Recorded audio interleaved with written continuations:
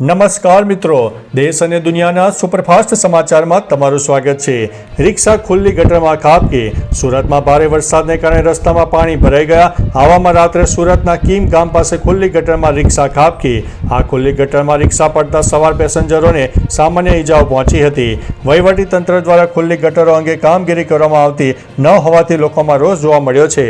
આ ખુલ્લી ગટરના કારણે વારંવાર અકસ્માતો સર્જાય છે। મિત્રો, અન્ય મહત્વના સમાચારની વાત કરીએ તો સૌરાષ્ટ્ર અને કચ્છના પ્રવાસીઓને રાહત। અચાનક બંધ કરાયેલી ભુજ રાજકોટ ટ્રેનને રેલવે વિભાગ દ્વારા ફરી દોડાવવાનો નિર્ણય લેવામાં આવ્યો છે। ઉપરાંત રાજકોટ ત્રિસાપ્તાહિક સ્પેશિયલ ટ્રેન સપ્ટેમ્બર માસ સુધી કુલ 54 ફેરા કરશે। ભુજથી બુધવાર, શુક્રવાર અને રવિવારે, જ્યારે રાજકોટથી મંગળવાર, ગુરુવાર અને શનિવારના રાત્રિના સમય ઉપડશે। ટ્રેનમાં કુલ 4 general coach, 7 sleeper coach, 3 third AC, 1 એસી અને 2 વિકલાંગ અને 1 લેડીઝ કોચ સહિત કુલ 17 કોચ રહેવાના છે। મિત્રો, અન્ય મહત્વના સમાચારની વાત કરીએ તો નાપાસ થવાના ડરથી અમદાવાદની 2 વિદ્યાર્થીની મુંબઈ જતી રહી। અમદાવાદની સમર્થ વિદ્યાવિહારમાં 3 દિવસ પહેલાં ગુમ થયેલી ધોરણ 10ની 2 વિદ્યાર્થીનીઓ મુંબઈના ચર્ચગેટ વિસ્તારમાંથી મળી આવી। તેમણે વિજ્ઞાન અને ગણિત વિષયમાં નાપાસ થવાનો ડર હતો, જેથી ડરને કારણે તેમણે ઘર છોડ્યું હોવાનું નક્કી કર્યું। પોલીસે વાલીઓ સાથે મળીને તેમને સુરક્ષિત રીતે અમદાવાદ પરત બોલાવ્યા હતા। નાણાં ખૂટી પડતા તેમણે પિતાનો સંપર્ક કર્યો હતો। હવે તેમનું કાઉન્સેલિંગ પણ કરવામાં આવશે। મિત્રો, અન્ય મહત્વના સમાચારની વાત કરીએ તો વિજય દિવસ ઉપર સૈનિકોને મળી છે ખાસ ભેટ। ભારતીય સેનાના કર્મચારીઓના પરિવારોને કાનૂની સહાય પૂરી પાડવા માટે કારગિલ વિજય દિવસ પર NALSSA વીર પરિવાર સહાયતા યોજના શરૂ કરવામાં આવી। આ યોજના હેઠળ જવાનોને વારંવાર કોર્ટ કેસોની ચિંતા કરવાની જરૂર રહેશે નહીં અને તેમને દરેક તારીખે કોર્ટમાં હાજર રહેવાની જરૂર રહેશે નહીં। જવાનોની ગેરહાજરીમાં તાલીમ પામેલા વકીલોના માધ્યમથી કોર્ટમાં પ્રતિનિધિત્વ સુનિશ્ચિત કરવામાં આવશે। આ યોજના સમગ્ર દેશમાં લાગુ કરવામાં આવશે। મિત્રો, અન્ય મહત્વના સમાચારની વાત કરીએ તો લ્યો બોલો, પોલીસ કર્મીએ કર્યો છે દારૂના કન્ટેનર મામલે તોડ। વડોદરાના કરજણ હાઈવે પર દારૂનું કન્ટેનર ઝડપાયું હતું। કોન્સ્ટેબલ સાજણ વસારાએ આ કન્ટેનર 15 લાખનું તોડ કરીને જવા દીધું હતું। આ મામલે લાંચા કોન્સ્ટેબલની ધરપકડ કરવામાં આવી છે। વડોદરા જિલ્લા LCB દ્વારા આ કન્ટેનર ઝડપી લેતા મોટો ખુલાસો થયો છે। સાજણ સામે ગુસ્સી ટોકનો ગુનો ઉમેરીને વધુ કાર્યવાહી કરવામાં આવનાર છે। મિત્રો, અન્ય મહત્વના સમાચારની વાત કરીએ તો આગામી 2 દિવસ ગુજરાતીઓ માટે ભારે। રાજ્યમાં ચોમાસું જામ્યું છે, તેવામાં હવામાન વિભાગ અને અંબાલાલ પટેલે આગામી દિવસોને લઈને ભારે વરસાદની આગાહી કરી છે। વરસાદની 2 સિસ્ટમ સક્રિય હોવાથી હજુ પણ આજે વરસાદની શક્યતા રહે છે। આગામી 7 દિવસ ગુજરાતીઓ માટે ભારે બની શકે છે।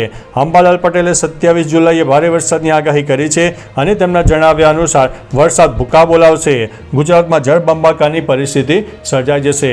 મિત્રો, અન્ય મહત્વના સમાચારની વાત કરીએ તો આણંદમાં રાહુલ ગાંધીએ કોંગ્રેસ પ્રમુખોની શિબિરનું ઉદ્ઘાટન કર્યું। લોકસભાના વિરોધ પક્ષના નેતા રાહુલ ગાંધી ગઈકાલે આણંદ આવ્યા હતા। તેમણે નિજાનંદ રિસોર્ટ ખાતે નવનિયુક્ત જિલ્લા કોંગ્રેસ પ્રમુખો માટે આયોજિત 3 દિવસીય પ્રશિક્ષણ શિબિરનું ઉદ્ઘાટન કર્યું। આ શિબિરમાં વિઝન 2027નો રોડમેપ નક્કી કરાયો અને રાહુલ ગાંધી જિલ્લા પ્રમુખોને માર્ગદર્શન આપશે અને અમુક સભાસદો સાથે સંવાદ પણ કરશે। આ પ્રસંગે કોંગ્રેસના વરિષ્ઠ નેતાઓ પણ ઉપસ્થિત રહ્યા હતા। મિત્રો, અન્ય મહત્વના સમાચારની વાત કરીએ તો અંબાજી મંદિરમાં મળ્યું લાખોની ચાંદીનું દાન। પવિત્ર યાત્રાધામ અંબાજીમાં લાખો રૂપિયાની ચાંદીનું દાન મળ્યું છે। માહિતી અનુસાર માઈ ભક્તે રૂપિયા 46 લાખની ચાંદીનું દાન અર્પણ કર્યું, જેમાં ભક્તે અંબાજી મંદિર ટ્રસ્ટને 40 કિલો ચાંદી દાનમાં આપી છે। ભક્તે ગબ્બર ગોખના ચાંદીના દરવાજા અને ભૈરવજી મંદિરના જાળીના દ્વાર, છત્ર, પ્રસાદી અને થાળીનું પણ દાન અર્પણ કર્યું છે। અમદાવાદના માઈ ભક્તે મંદિરમાં ચાંદીનું ગુપ્તદાન કર્યું છે। મિત્રો, અન્ય મહત્વના સમાચારની વાત કરીએ તો જોની લીવરે હાસ્ય કલાકારોને પડકાર ફેંક્યો છે। જોની લીવરે નવા હાસ્ય કલાકારો વિશે મોટું નિવેદન આપ્યું છે। હોલિવૂડમાં અમુક શબ્દો બોલવા એ અમાન્ય છે। આપણા કલાકારો અને હાસ્ય કલાકારો તેનું અનુકરણ કરે છે। મોટાભાગના સ્ટેન્ડ અને બેવડા અઠવાડા કન્ટેન્ટથી ભરેલા હોય છે। જો આપણે આ રીતે વાત કરવાનું શરૂ કરીએ તો તેમની પાસે આપણી સામે ઊભા રહેવાની તાકાત નથી। જો તેઓ ખરેખર હોશિયાર છે તો મારો પડકાર છે કે તેઓ કંઈક ચોખ્ખું કરીને હસાવે। મિત્રો, અન્ય મહત્વના સમાચારની વાત કરીએ તો ખાનગી હોસ્પિટલોએ દવા અને ઇમ્પ્લાન્ટ ઉપર ટેક્સ ચૂકવવો પડશે। ગુજરાત હાઈકોર્ટે મહત્વપૂર્ણ ચુકાદો આપતા જણાવ્યું હતું કે ખાનગી હોસ્પિટલો દ્વારા ઇન્ડોર દર્દીઓને પૂરી પાડવામાં આવતી દવાઓ, ઇમ્પ્લાન્ટ, સ્ટેન્ટ અને અન્ય ઉપભોક્તા વસ્તુઓનું વેચાણ કરપાત્ર છે. રાજ્ય વેટ સત્તાવાળો આ કર વસૂલવાનો અધિકાર છે. આ સીમાચિહ્નરૂપ ચુકાદાથી ખાનગી હોસ્પિટલોને આશરે 1000થી વધુ કરોડનો ટેક્સ સરકારને ચૂકવવો પડશે. મિત્રો, અન્ય મહત્વના સમાચારની વાત કરીએ તો ફેક રાજદૂત હર્ષવર્ધનના 10 વર્ષમાં 162 વિદેશ પ્રવાસ સામે આવ્યા છે. ગાઝિયાબાદમાં નકલી દૂતાવાસ ચલાવવા બદલ ધરપકડ કરાયેલા હર્ષવર્ધન જૈન છેલ્લા 10 વર્ષમાં 162 વખત વિદેશ પ્રવાસે ગયા છે. STF અનુસાર તે હવાલા અને લાઇઝનિંગનો મોટો ખેલાડી છે. તેમણે વિદેશમાં કંપનીઓ બનાવીને તેનો ઉપયોગ દલાલી માટે કર્યો હતો.